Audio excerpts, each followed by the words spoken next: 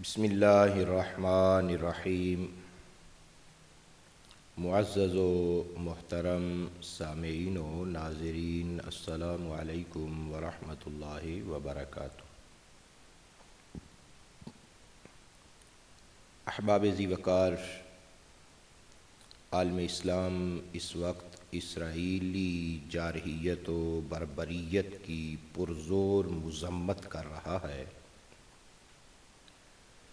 اسرائیل نے اپنے حملوں میں فلسطین کی شہری آبادی کو بھی نشانہ بنایا، جس میں بے شمار ہلاکتیں ہوئیں۔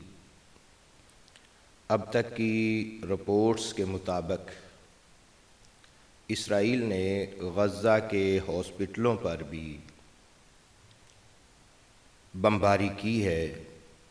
اللہ رب العالمین کی بارگاہ میں دعا ہے کہ پروردگار عالم مسلمانوں کو فتح و نصرت اور کامیابی و کامرانی نصیب فرمائے، اور یہود و نصارہ اور ان کے ایجنٹوں کو ذلیل و رسوا کرے، آمین بجاہ النبی الامین الکریم۔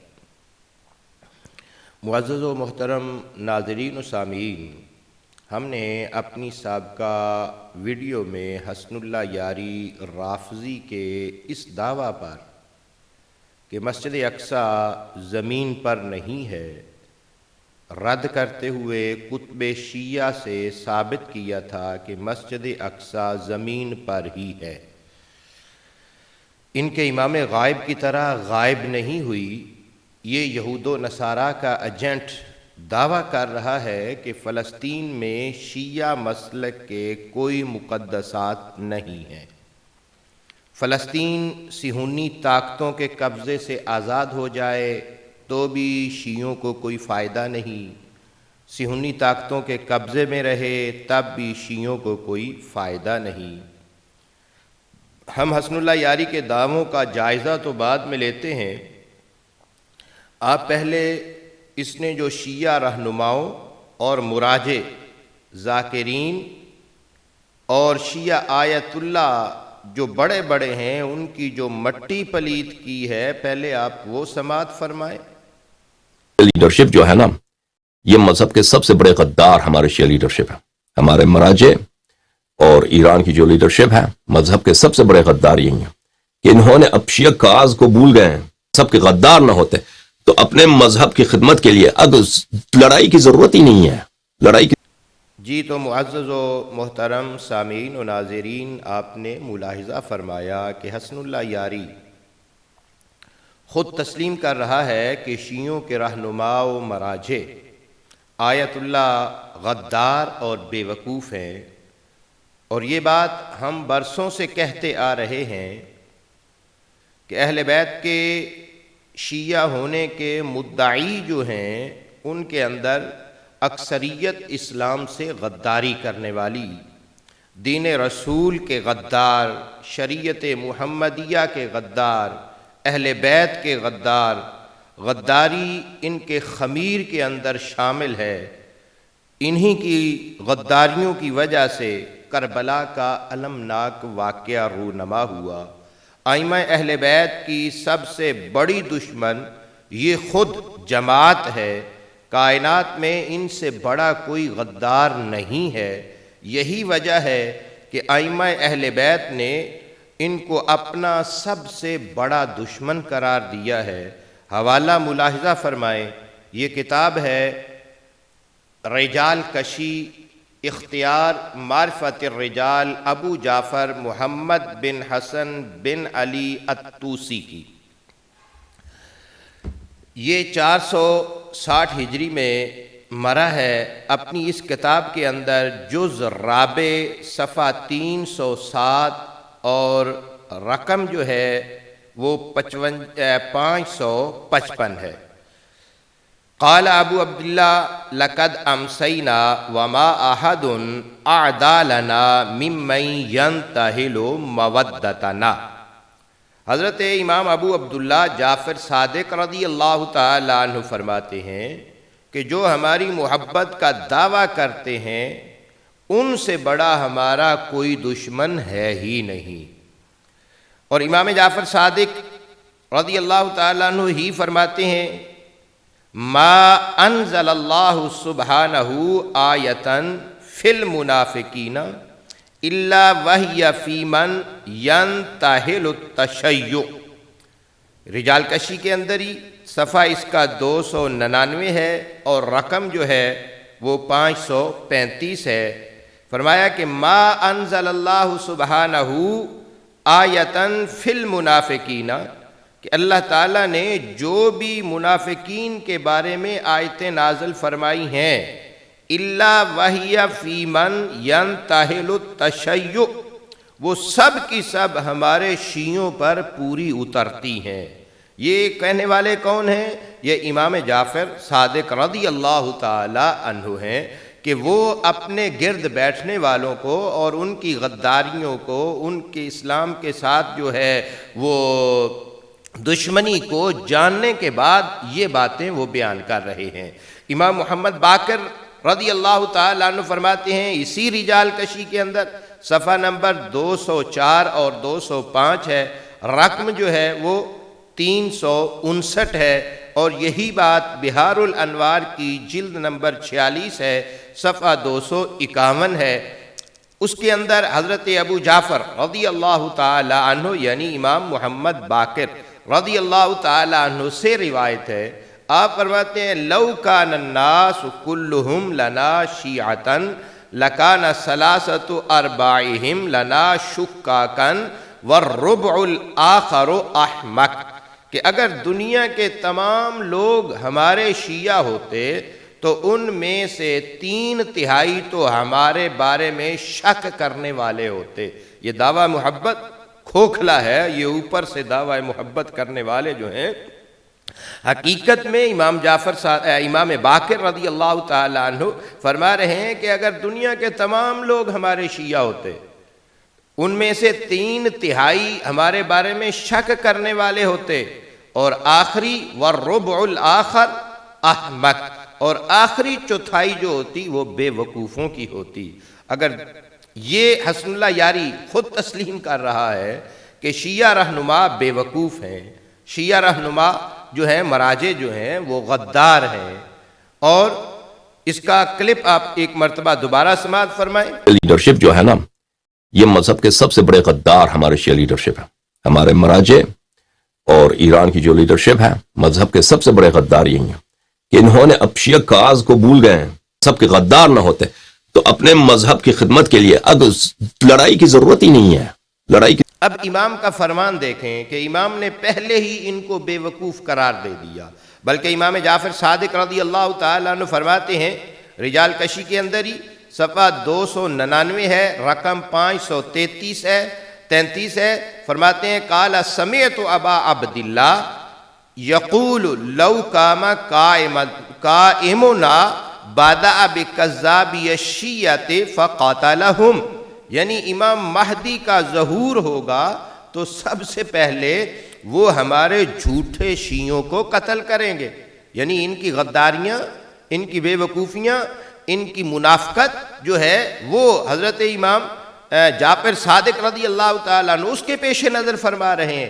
فرماتے ہیں کہ یقول لو قام قائمنا بدا بکذابی الشیعہ فقاتلہم، کہ یعنی امام مہدی کا ظہور ہوگا تو سب سے پہلے وہ ہمارے جھوٹے شیعوں کو قتل کریں گے۔ فلسطین کے مظلوم مسلمانوں کی قتل و غارت گری پر خوش ہونے والے حسن اللہ یاری یہ فرمان سن لے، بمطابق عقیدہ شیعہ قائم آل محمد سب سے پہلے شیعہ رہنماؤں کی ہی چھترول کریں گے۔ تم کہہ رہے ہو کہ میکسیکو میں عمری پشتون نے 4 شیعوں کا قتل کیا ہے، تمہیں دکھ کس بات کا ہے؟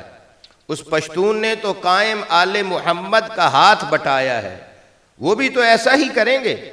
اگر بالفرض آج وہ ہوتے اور دنیا میں شیعوں کا قتل عام کر رہے ہوتے، جیسا کہ تمہاری کتاب میں امام جعفر صادق رضی اللہ تعالیٰ عنہ کا فرمان موجود ہے، تو تم امام غائب کو بھی عمری پشتون قرار دے دیتے، نعوذ باللہ من ذالک۔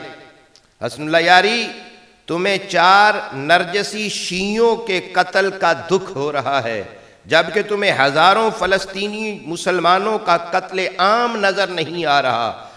تمہیں نرجسی شیعوں پر کوئی دکھ نہیں ہونا چاہیے اور اس پشتون پر ناراضگی بھی نہیں ہونی چاہیے۔ ہو سکتا ہے اس پشتون نے امام غائب کے حکم سے ہی ایسا کیا ہو، آخر قائم آل محمد بھی تو ایسا ہی کریں گے۔ نرجسی افغانی لالے جو تم کھیل کھیل رہے ہو اور اہل سنت کی بزرگ ترین ہستیوں کی توہین کرتے ہوئے، یہ کھیل تمہیں مہنگا پڑے گا، کیونکہ تمہاری کتابیں تمہارے مذہب کی رنگین داستانیں ہیں اور ان داستانوں سے تمہاری کتابیں بھری پڑی ہیں۔ اگر ہم نے تمہارے مذہب کی داستانیں عوام الناس کے سامنے رکھنا شروع کر دیں تو تم لوگوں کو منہ دکھانے کے بھی قابل نہیں رہو گے۔ مزید سنو، تمہارے ابا کلینی روضہ کافی کے اندر کیا کہہ رہے ہیں۔ امام موسیٰ کاظم رضی اللہ تعالیٰ عنہ سے روایت کرتے ہوئے ایک طویل روایت کے اندر کہتے ہیں، لو میزت شیعتی لم اجدہم الا واصفتن، روضہ کافی جلد 8 صفحہ 228 اور دوسرے نسخے کی جلد 3 صفحہ 2015۔ لو میزت شیعتی لم اجدہم الا واصفتن، کہ اگر میں اپنے شیعوں کو پرکھنا شروع کر دوں، اگر ان کو پرکھنے لگوں تو ان میں سے کوئی بھی سچا نہ ہوگا۔ وَلَا وِمْتَحَنْتُ لِمَا وَجَدْتُهُمْ إِلَّا مُرْتَدِّينَ، سارے کے سارے یہ زبانی صرف زبانی کرنے والے ہوں گے، اور اگر ان کا امتحان لوں، وَلَا وِمْتَحَنْتُهُمْ لِمَا وَجَدْتُهُمْ إِلَّا مُرْتَدِّينَ، اگر ان کا امتحان لوں تو سارے مرتد ہوں گے۔ وَلَوْ تَمَسَّحْتُهُمْ لَمَا خَلَصَ مِنَ الْأَلْفِ وَاحِدٌ، اور ان کی چھان بین اگر کرنا شروع کر دوں تو ہزاروں میں سے ایک بھی سچا نہیں نکلے گا۔ یہ کون کہہ رہے ہیں؟ یہ بھی ائمہ اہل بیت میں سے امام موسیٰ کاظم کہہ رہے ہیں۔ یہ ہیں ائمہ اہل بیت کا تمہارے بارے میں نظریات، یہ ہیں ائمہ اہل بیت کی تمہارے بارے میں فرامین۔ تو اگر تمہاری حقیقت یہ ہے کہ بقول تمہارے امام کے، بقول امام موسیٰ کاظم کے تم سارے مرتد ہو، تم میں کوئی بھی سچا نہیں، خواہ مخواہ لوگوں کو گمراہ کر رہے ہو، تم نے مناظرے کا چیلنج کر کے بہت بڑی بے وقوفی کی ہے۔ اگر تم میں ذرہ بھر بھی عقل ہوتی تو اپنی اصلیت کو جانتے ہوئے تم کبھی بھی مناظرے کا چیلنج نہ کرتے۔ تم ایسے جاہل انسان ہو کہ تمہیں اپنے گھر کی کتابوں کا بھی علم نہیں ہے اور نہ ہی تم نے انہیں پڑھا ہوا ہے۔ تمہاری کتابوں میں تو یہ لکھا ہوا ہے کہ شیعہ مذہب کو چھپانا چاہیے، تمہاری ہی کتابوں میں لکھا ہوا ہے کہ امام جعفر صادق رضی اللہ تعالیٰ عنہ فرماتے ہیں، اکتم سرنا ولا تغضع فَإِنَّهُ مَنْ كَتَمَ سِرَّنَا فَلَمْ يُزِعْهُ أَعَزَّهُ اللَّهُ بِهِ فِي الدُّنْيَا وَالْآخِرَةِ۔ امام جعفر صادق رضی اللہ تعالیٰ عنہ فرماتے ہیں کہ ہمارے راز کو چھپاؤ، اسے ظاہر نہ کرو۔ جس نے ہمارے راز کو چھپایا اور اس کو ظاہر نہ کیا تو اس کو دنیا و آخرت میں عزت ملے گی۔ وَمَنْ أَذَاءَ سِرَّنَا وَلَمْ يَكْتُمْهُ اذلہ اللہ بہ فی الدنیا والآخرہ، اور جس نے ہمارے راز کو پھیلایا اور اس کو نہیں چھپایا، اللہ تعالیٰ اس کو دنیا و آخرت میں ذلیل کرے گا۔ اور فرمایا وَنَازَعَ النُّورَ مِن بَيْنِ عَيْنَيْهِ، اور اس کی پیشانی کا نور بھی چھین لے گا۔ تو ان ابی رضوان اللہ علیہ وصلواتہ کان یقول، آگے کہتے ہیں میرے والد گرامی کہا کرتے تھے کہ تقیہ کیا، ان التقیۃ من دینی و دین آبائی ولا دین لمن لا تقیۃ لہ۔ فرماتے ہیں کہ میرے والد یہ کہا کرتے تھے کہ تقیہ میرا اور میرے باپ دادا کا دین ہے، اور جو تقیہ نہیں کرتا اس کا کوئی دین نہیں ہے۔ وَإِنَّ اللَّهَ يُحِبُّ أَن يُعْبَدَ فِي السِّرِّ كَمَا يُحِبُّ أَن يُعْبَدَ فِي الْعَلَانِيَّةِ وَالْمُذِيعُ لِأَمْرِنَا كَالْجَاهِدِ۔ اور فرماتے ہیں کہ اللہ تعالیٰ پوشیدہ عبادت کو بھی اسی طرح پسند فرماتا ہے جس طرح اعلانیہ عبادت کو پسند فرماتا ہے۔ ہمارے مذہب کو ظاہر کرنے والا ایسا ہے جیسا کہ ہم سے لڑنے والا۔ تم تو دائی بن کے، اسی مذہب کے دائی بن کے لوگوں کو گمراہ کرنے کی کوشش کر رہے ہو۔ یہ امام کا قول ہے، امام جعفر صادق کا اور امام محمد باقر کا قول ہے۔ دیکھو تمہاری کتاب کے مطابق امام تو شیعہ مذہب کے اسرار اور رازوں کو چھپانے کا حکم دے رہے ہیں، اور تم لوگوں کو جو ہے وہ شیعت کی جانب بلا رہے ہو۔ یہی وجہ ہے کہ نور تمہاری پیشانی سے جو ہے وہ ختم ہو چکا ہے۔ اے نرجسی رافضی، دین اسلام میں مقدس مقامات بیت المقدس کی فضیلت کا تم نے انکار کیا، حالانکہ بیت المقدس مسلمانوں کے مقدس مقامات میں سے ہے اور ان میں شامل ہے، اور جو مسلمانوں کی مقدس شخصیات و مقامات کی توہین کرتا ہے اس کا انجام جانتے ہو کیا ہوتا ہے؟ تمہارے رافضی مسلک کے سپوت ابو بصیر والا انجام ہی تمہارا بھی ہوگا۔ یاد رکھو محترم سامعین و ناظرین، شیعہ مسلک کی مشہور و معروف کتاب رجال کشی میں ایک واقعہ موجود ہے کہ شیعہ مذہب کا ایک ستون ابو بصیر، جس نے امام جعفر صادق رضی اللہ تعالیٰ عنہ کی توہین کی، تو اس کا انجام یہ ہوا کہ ایک کتے نے اس کے منہ پر پیشاب کر دیا تھا۔ ملاحظہ فرمائیں رجال کشی جز ثانی صفحہ 173، رقم جو ہے وہ 295، کہ وہ ابو بصیر کیا تھا؟ وہ ایک عورت کو قرآن پڑھایا کرتا تھا، اور اس عورت کو قرآن پڑھاتے ہوئے اس نے ایک مرتبہ بے شرمی کی حد کو پار کرتے ہوئے جو ہے وہ ہاتھ کے ساتھ شرمناک قسم کا جو ہے وہ اس سے مذاق کیا، تو امام جعفر صادق رضی اللہ تعالی عنہ نے اس کو روک دیا۔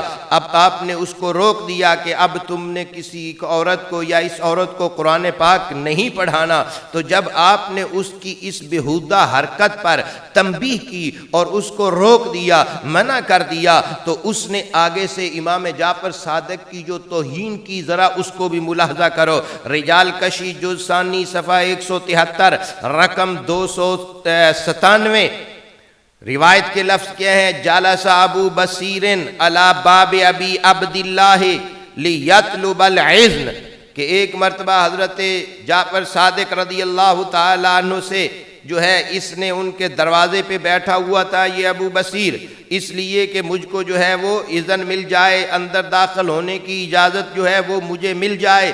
فلم یؤذن لہو، تو حضرت امام جعفر صادق رضی اللہ تعالیٰ عنہ نے اس کو اندر آنے کی اجازت نہ دی۔ فقال لو کان معنا طبق لأذن، تو کہنے لگا اگر ہمارے پاس بھی حلوے کے تھال ہوتے تو ہمیں بھی اجازت مل جاتی۔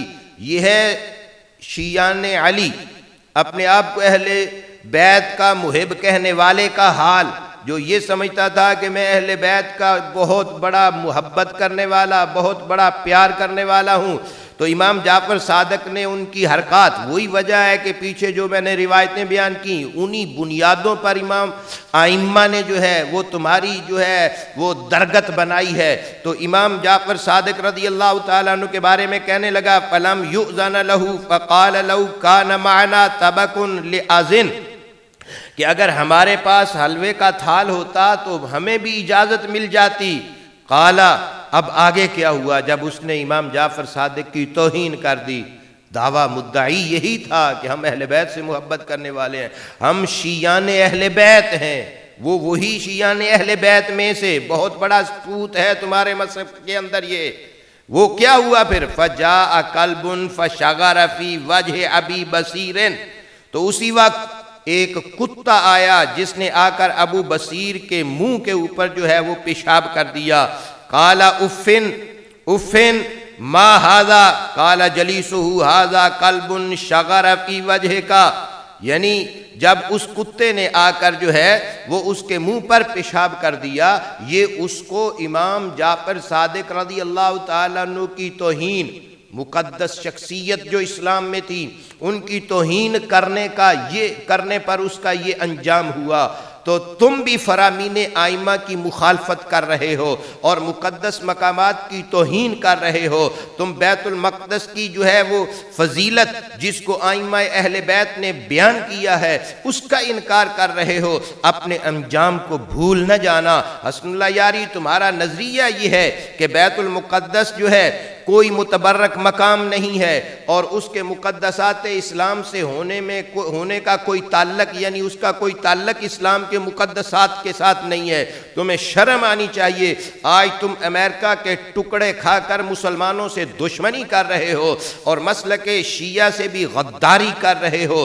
خود قطب شیعہ سے ثابت ہوتا ہے کہ بیت المقدس جو ہے، بیت المقدس مقدسات اسلام میں سے ہے۔ قطب شیعہ میں مختلف قرآنی آیات مبارکہ کے ضمن میں بیت المقدس کو جو ہے وہ متبرک اور مقدس مقامات میں شمار کیا گیا ہے۔ اگر تمہاری بات کو درست تسلیم کر لیا جائے تو ثابت یہ ہوتا ہے کہ شیعہ کتب کے مصنفین انتہائی جاہل اور بے دین تھے جنہوں نے ایسے مقام کو متبرک اور مقدسات میں شمار کیا جو شیعہ کے نزدیک مقدسات میں سے نہیں ہے۔ تم نے اپنے گھر کی کتابیں نہیں پڑھی، تم ہمارے پاس آؤ، ہم تمہیں تمہارے مسلک کی تفاسیر، احادیث، فقہ، اصول فقہ اور اسماء الرجال و سیر کی کتابیں جو ہیں وہ پڑھائیں گے۔ ویسے بھی اگر تمہیں تمہارے اساتذہ نے صحیح طریقے سے پڑھایا ہوتا تو آج اس طرح کی جاہلوں کی طرح کی باتیں، ادھر ادھر کی بے سر و پا باتیں نہ تم کر رہے ہوتے۔ لگتا ہے کہ تمہارے نرجسی مسلک کے کئی گوشے جو ہیں وہ ابھی تک تم سے پوشیدہ ہیں، اس لیے تم ہر وقت ادھر ادھر کی ہانکتے رہتے ہو۔ اب کان کھول کر سنو، بیت المقدس جو ہے اس کا مقدسات اسلام میں سے ہونا قطب شیعہ کے اندر بھی کس طرح موجود ہے۔ یہ تو مسلک شیعہ کی مشہور و معروف کتاب مستدرک سفینۃ البحار میں قرآن مجید فرقان حمید کی آیہ کریمہ کہ ان الارض المقدسہ، اس کے تحت لکھتے ہیں کہ یہ ارض اللہ رب العالمین نے جس کو ارض مقدسہ قرار دیا ہے، یہ کون سی سرزمین ہے؟ کہتے ہیں کہ فلسطین، اس سے مراد سرزمین فلسطین ہے۔ یعنی یہ ارض مقدسہ جو ہے اس سے مراد قرآن مجید فرقان حمید کے اندر جو ہے وہ مراد جو لی گئی ہے وہ کیا ہے؟ وہ فلسطین کی سرزمین اس سے مراد لی گئی ہے۔ یہ روضۃ الواعظین ہے جو شیعوں کے شیخ علامہ زین المحدثین محمد بن فتال نیشاپوری جو 500 کچھ ہجری کے اندر جن اس دنیا سے جانے والے ہیں، وہ کیا لکھتے ہیں؟ وہ سبحان الذی اسریٰ بعبدہ لیلا من المسجد الحرام الی المسجد الاقصی الذی بارکنا حولہ لنریہ من آیاتنا انہ هو السمیع البصیر۔ اس کے تحت وہ لکھتے ہیں کہ اعلم ان لبیت المقدس اسماء مذکورۃ فی القرآن، کہ اللہ رب العالمین نے قرآن مجید فرقان حمید کے اندر جو ہے وہ بیت المقدس کے کئی نام جو ہیں ان کو ذکر کیا ہے۔ اعلم ان لبیت المقدس، جاننا چاہیے کہ بے شک بیت المقدس جو ہے اس کے کئی نام مذکورۃ فی القرآن، قرآن مجید میں مذکور ہوئے ہیں، قرآن مجید میں بیان کیے گئے ہیں۔ ان ناموں میں سے وہی المسجد الاقصی، انہی ناموں میں سے ایک نام اس کا مسجد الاقصی ہے۔ قرآن نے جو کہا سبحان الذی اسریٰ بعبدہ لیلا من المسجد الحرام الی المسجد الاقصی، کہ اس سے مراد ارض مقدسہ، اور یہ اس سے مراد کیا ہے؟ فرماتے ہیں کہ یہ اس کے ناموں میں سے، بیت المقدس کے ناموں میں سے ایک نام ہے۔ والربوہ ذات قرار و معین، اللہ رب العالمین نے قرآن مجید فرقان حمید کی سورہ مومنون کی 50 نمبر آیہ کریمہ میں جو ارشاد فرمایا وَجَعَلْنَا ابْنَ مَرْيَمَ وَأُمَّهُ آیَةً وَآوَيْنَاهُمَا إِلَىٰ رَبْوَةٍ ذَاتِ قَرَارٍ وَمَعِینٍ وَأَكْثَرُ الْمُفَسِّرِينَ عَلَىٰ أَنَّهَا بَيْتُ الْمَقْدَسِ، کہ اکثریت مفسرین جو ہیں وہ یہی کہتے ہیں، اکثریت مفسرین کے نزدیک اس سے مراد بیت المقدس ہے، وَهُوَ الْمَشْهُورُ، اور یہی مشہور بھی ہے، یعنی مسجد اقصی بیت المقدس یہ ایک ہی چیز ہے۔ ہاں بیت المقدس کے اندر مسجد اقصی ہے۔ تو عزیزان گرامی، یہ ائمہ تفاسیر شیعوں کے بہت بڑے امام یہ لکھ رہے ہیں۔ یہ کتاب ہے کتاب الخصال، شیعوں کے بہت بڑے امام ہیں ابو جعفر محمد بن علی بن حسین بن بابویہ کمی المعروف شیخ صدوق، یہ اس کتاب الخصال کے اندر، جس کا حوالہ اسن اللہ یاری تم نے 4 بیٹیاں نبی اکرم صلی اللہ تعالی وسلم کی تسلیم کرتے ہوئے جس میں سے ایک حوالہ پڑا ہے، اسی کتاب الخصال کے اندر یہ شیخ صدوق روایت بیان کرتا ہے۔ اور روایت بیان کس سے کرتا ہے؟ ابو الحسن اول سے۔ وہ کیا کہتے ہیں؟ قال رسول اللہ صلی اللہ علیہ وسلم ان اللہ تبارک و تعالی اختار من کل شیء 4، کہ بے شک اللہ رب العالمین نے تمام اشیاء میں سے 4 کو پسند فرمایا ہے۔ اختار من الملائکۃ جبریل و میکائیل و اسرافیل و ملک الموت، اور فرشتوں میں سے جو 4 پسند کیے اللہ نے، جن کو اللہ رب العالمین نے چنا، وہ جبریل امین، میکائیل، اسرافیل اور ملک الموت ہیں۔ واختار من الانبیاء 4، اور انبیاء کرام علیہ السلام میں سے 4 کو اللہ نے چنا، پسند فرمایا۔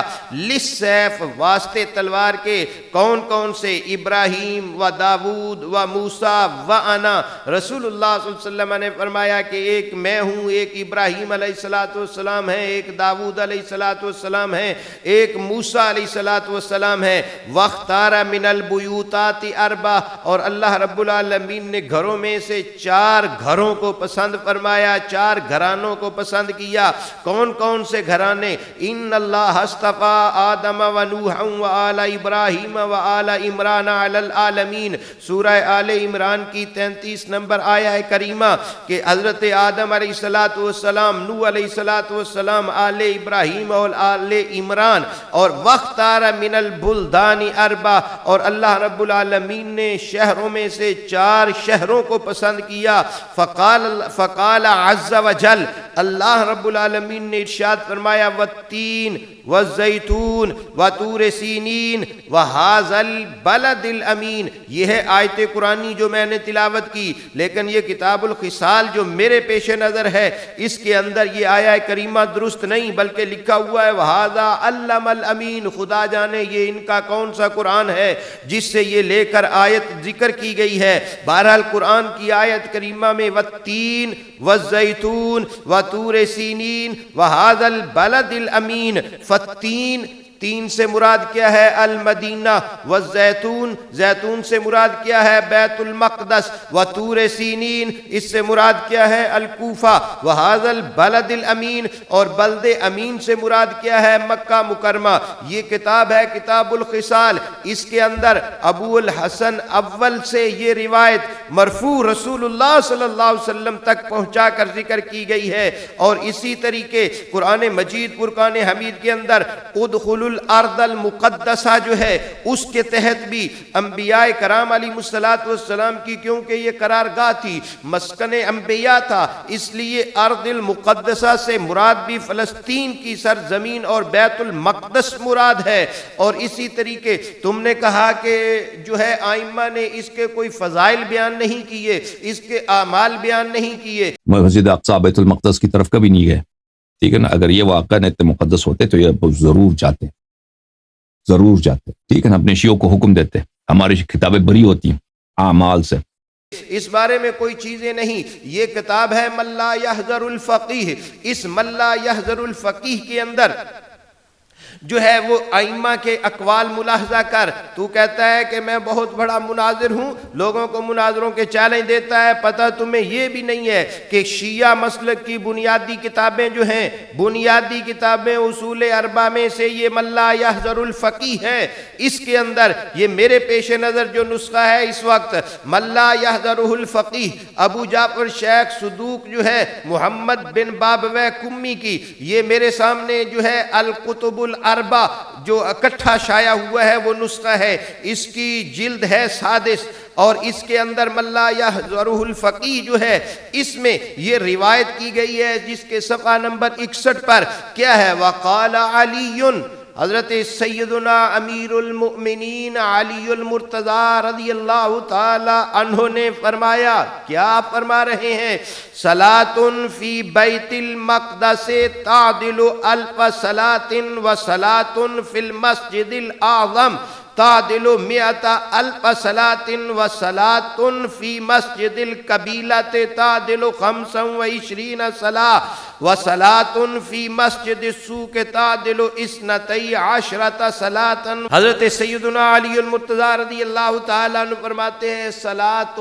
فی بیت المقدس، کہ بیت المقدس کے اندر جو ہے وہ نماز پڑھنا کیسا ہے، تعدل الف صلاۃ، 1000 نماز کے برابر ہے، یعنی جو عام مساجد کے اندر نماز پڑھتا ہے، عام جگہوں پر نماز پڑھتا ہے، اور دوسرے جو ہے وہ مسجد اقصی بیت المقدس کے اندر جو ہے وہ نماز پڑھتا ہے، تو بیت المقدس میں نماز کا ثواب دوسری مساجد کے سوائے ان مساجد کے جن کی فضیلت بیان کی گئی ہے، دوسری مساجد سے بہتر 1000 نماز کے برابر ثواب جو ہے وہ اس کا ہے۔ وَصَلَاةٌ فِي الْمَسْجِدِ الْأَعْظَمِ، اور جو ہے وہ مسجد اعظم کے اندر نماز ادا کرنا، نماز پڑھنا، اس کا ثواب تعدل 100,000 صلاۃ، اس کے اندر 1,00,000 نماز پڑھنے کا ثواب ہے۔ وَصَلَاةٌ فِي مَسْجِدِ الْقَبِيلَةِ، اور مسجد قبیلہ کے اندر نماز ادا کرنا تعدل 25 صلاۃ، وہ جو ہے وہ 25 نمازوں کے برابر ہے۔ وَصَلَاةٌ فِي مَسْجِدِ السُّوقِ، اور مسجد بازار والی مسجد کے اندر نماز ادا کرنا تعدل 12 صلاۃ، اس کے اندر نماز ادا کرنا 12 نماز ادا کرنے کے 12 نمازوں کے برابر ثواب ہے۔ اور جو ہے وہ یعنی آدمی کا گھر کے اندر نماز ادا کرنا، وہ اس کا ثواب ایک ہی نماز کے برابر ہے۔ یہ کون کہہ رہا ہے؟ یہ علی المرتضی رضی اللہ تعالیٰ عنہ کہہ رہے ہیں۔ اور کتاب کون سی ہے؟ من لا یحضرہ الفقیہ، جس کتاب کو تم نے یہ ذکر کیا ہوا ہے کہ یہ ائمہ کی املا کروائی گئی کتابوں میں سے ہیں نام لے کر، یہ اسی من لا یحضرہ الفقیہ جو اصول اربعہ میں شامل ہے، جو شیعوں کی احادیث کی معتبر ترین کتابوں میں شامل ہے، یہ اس من لا یحضرہ الفقیہ کے اندر ہے۔ اور امام جعفر صادق کیا کہتے ہیں؟ قال ابو جعفر لابی حمزہ الصومالی المساجد الاربعۃ المسجد الحرام ومسجد الرسول ومسجد بیت المقدس ومسجد الکوفہ یا ابا حمزہ الفریضۃ فیہا تعدل حجہ والنافلۃ تعدل عمرہ۔ حضرت ابو جعفر رضی اللہ تعالیٰ عنہ فرما رہے ہیں، ابو حمزہ صومالی کو کہتے ہیں کہ المساجد الاربع، 4 مسجدیں ہیں فضیلت والی، 4 مساجد وہ ہیں جو فضیلت والی ہیں۔ کون کون سی؟ المسجد الحرام، پہلی مسجد حرام ہے، ومسجد الرسول، دوسری مسجد رسول صلی اللہ تعالی وسلم مسجد مدینہ منورہ میں مسجد نبوی، ومسجد بیت المقدس، اور تیسری جو مسجد ہے وہ مسجد بیت المقدس والی مسجد ہے، یعنی مسجد اقصی ہے، ومسجد الکوفہ، اور چوتھی مسجد جو ہے وہ مسجد کوفہ ہے۔ یا ابا حمزہ، امام نے فرمایا اے ابو حمزہ سن، الفریضۃ فیہا تعدل حجہ، کہ ان مساجد میں نماز ادا کرنا یوں ہی ہے جیسے ایک جو ہے وہ حج کا ثواب ہے، ایسے اس کے اندر ان کے اندر نماز ادا کرنے کا ثواب ہے۔ وَالنَّافِلَةُ تَعْدِلُ عُمْرَةً، اور ان کے اندر نفل پڑھنا، وہ فرض ہے یہ نفل ہے، ان کے اندر نفل پڑھنا اس طریقے ہے جیسے عمرہ جو ہے اس کا ثواب ہے، نفل پڑھنے کا ثواب اس میں۔ اور یہ دوسری کتاب تہذیب الاحکام ہے، ابو جعفر محمد بن حسین الطوسی، یہ اس کے اندر تہذیب الاحکام کے اندر یہ میرے پیش نظر جو ہے اس کے اندر لکھا ہوا ہے روایتیں، تو کہتا ہے کہ ائمہ نے بیان نہیں کیا، ائمہ نے ذکر نہیں کی ہیں، ائمہ اہل بیت نے کوئی فضیلتیں بیان نہیں کی ہیں۔ اس کے اندر بھی یہ روایت موجود ہے، ان علی رضی اللہ تعالی عنہ قال صلاۃ فی بیت المقدس مقدس الف صلاۃ، کہ بیت المقدس کے اندر جو ہے وہ نماز ادا کرنا 1000 نماز کے برابر اس کی فضیلت ہے، اس کا ثواب ہے۔ یہ حضرت علی المرتضیٰ رضی اللہ تعالیٰ عنہ سے، اور مسجد اعظم کے اندر جو ہے وہ 100 صلاۃ و صلاۃ فی المسجد القبیلہ، جیسے وہ من لا یحضرہ الفقیہ کے اندر ہے، اسی طریقے اس کے اندر بھی وہ روایت بیان کی گئی ہے۔ اور یہ ہے کتاب وسائل الشیعہ، یہ وسائل شیعہ کے اندر جو ہے وہ کیا ہے، حر عاملی نے باقاعدہ ایک باب قائم کیا ہے۔ باب کیا ہے؟ بیت المقدس کے اندر نماز ادا کرنے کا استحباب، اور اس کے اندر کیا لے کر آئے ہیں؟ اس کے اندر وہی حضرت ابو جعفر امام محمد باقر والی روایت جو ہے، جو میں نے من لا یحضرہ الفقیہ سے پڑھی ہے، کہ المساجد الاربع المسجد الحرام ومسجد رسول اللہ صلی اللہ علیہ وسلم، ایک مسجد حرام، مسجد رسول اللہ صلی اللہ علیہ وسلم، ومسجد بیت المقدس، اور تیسری مسجد جو ہے وہ مسجد بیت المقدس ہے، ومسجد الکوفہ، چوتھی مسجد کوفہ ہے۔ اور اسی طریقے پھر آگے دوسری ایک روایت لے کر آئے ہیں جو حضرت سیدنا علی المرتضیٰ رضی اللہ تعالیٰ عنہ سے مروی جو ہے، جس کو میں نے جو ہے وہ من لا یحضرہ الفقیہ سے پڑھا ہے، کہ حضرت علی المرتضیٰ رضی اللہ تعالیٰ عنہ نے فرمایا کہ بیت المقدس کے اندر نماز ادا کرنا جو ہے وہ ایک نماز 1000 کے برابر ہے، اس کا ثواب۔ اور آگے اس کے جو ہے وہ برقی کی کتاب المحاسن سے بھی ایک، جس کو تم نے املائی کتابوں میں شمار کیا ہے، یہ وسائل شیعہ کے اندر حر عاملی یہ روایت بھی اس سے بھی اسی کی مثل روایت لے کر آیا ہے، اور شیخ مفید سے بھی ایک روایت لے کر آیا ہے۔ یہ دیکھ، یہ شیعہ کتب ہیں، ان کتب کے اندر جو ہے وہ ائمہ اہل بیت امام الانبیاء صلی اللہ علیہ وسلم سے بھی، حضرت سیدنا علی المرتضیٰ رضی اللہ تعالیٰ عنہ خود بھی، حضرت امام محمد باقر خود بھی، یہ لوگ بیان کر رہے ہیں، ائمہ بیان کر رہے ہیں بیت المقدس کے فضائل، مگر تو کہتا ہے کہ یہ ہے ہی نہیں، کسی نے اس کے فضائل بیان ہی نہیں کیے ہیں۔ یہ کون سی کتابیں ہیں جو تو پڑھ رہا ہے؟ یہ اہل تشیع کی یہ کتب میرے پیش نظر ہیں۔ اور یہ دیکھ، یہ بہار الانوار کے اندر بھی ذرا دیکھ، یہ بہار الانوار ہے، اس بہار الانوار کے اندر جو ہے وہ کیا ہے، حضرت یعقوب علیہ السلام، یہ اس کی جلد 12 ہے، اور اس کا صفحہ جو ہے وہ 295 ہے۔ اس کے اندر حضرت یعقوب علیہ السلام اور حضرت یوسف علیہ السلام کے جو ذکر ہے، اس ذکر کے تحت حضرت یعقوب علیہ السلام کی وفات کا تذکرہ کرتے ہوئے کہا فلما مات یعقوب، حضرت یعقوب علیہ السلام جب اس دنیا سے پردہ فرما گئے، آپ جب وصال آپ کا ہوا، تو حضرت یوسف علیہ السلام نے آپ کے تابوت کو جو ہے وہ ارض شام، وہ شام کی زمین میں فدفنہ فی بیت المقدس، تو آپ کو دفن کیا بیت المقدس میں۔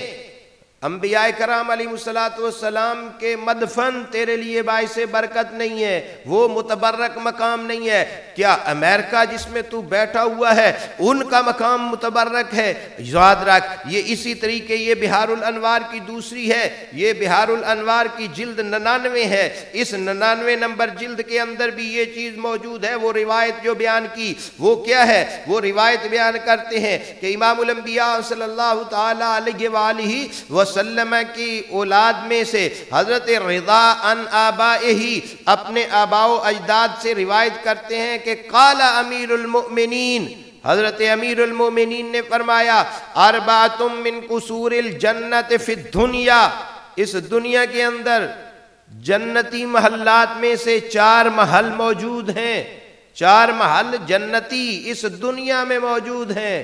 کون سے؟ المسجد الحرام و مسجد الرسول، ایک مسجد حرام ہے، ایک مسجد رسول ہے، و مسجد بیت المقدس، تیسرا جنتی۔ تجھے کچھ نظر ہی نہیں آتا؟ تیرے سامنے اس کی فضیلت ہی کچھ نہیں ہے، تیرے نزدیک اس کے کوئی اعمالی ائمہ نے بیان نہیں کیے۔ یہ کیا ہے؟ ائمہ کے بقول امیر المومنین علی المرتضیٰ رضی اللہ تعالی عنہ کے بقول، یہ بحار الانوار کے اندر جو روایت ہے اس کے مطابق اربعۃ من قصور الجنت فی الدنیا، دنیا کے اندر جو جنتی محلات میں سے 4 محل موجود ہیں، انہی جنتی محلات میں سے ایک مسجد حرام ہے، ایک مسجد رسول ہے، اور ایک بیت المقدس ہے۔ تجھے نظر نہیں آ رہا؟ تو کہتا ہے کہ ہے ہی کوئی چیز نہیں ہے، ان کے فضائل ہی نہیں ہے۔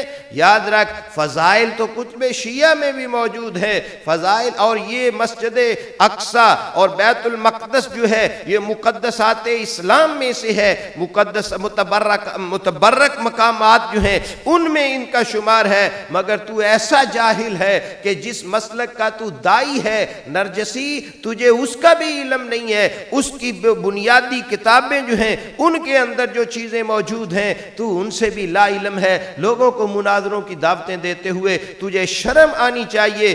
اس کے علاوہ بے شمار حوالے جو ہیں وہ میں مزید جو ہے وہ بیان کر سکتا ہوں، لیکن وقت کے پیش نظر کہ ائمہ اہل بیت سے نہ صرف اس کے فضائل موجود ہیں، نہ صرف یہ کہ ائمہ اہل بیت نے اس کی فضیلت کا ذکر کیا ہے، بلکہ ائمہ اہل بیت نے رسول اللہ صلی اللہ تعالی علیہ وسلم سے مرفوعاً بھی اس کی فضیلت جو ہے اس کو بیان کیا ہوا ہے۔ عزیزان گرامی، یہ جاہل امریکہ میں بیٹھ کر فلسطین کے اندر جو مقدسات اسلام میں سے مسجد اقصیٰ ہے، جو بیت المقدس ہے، وہ اس کی توہین اور تنقیص کرتے ہوئے ائمہ کے اقوال جو ہے ان کی مخالفت کرتے ہوئے اس کو شرم نہیں آتی۔ انشاءاللہ العزیز اس کی بقیہ جو دھوکے اور مکاریاں اور عیاریاں ہیں ان پر ہم اپنی آئندہ ویڈیوز کے اندر جو ہے وہ مزید جو ہے وہ اس کا پردہ جو ہے وہ اٹھائیں گے۔ اللہ رب العالمین سے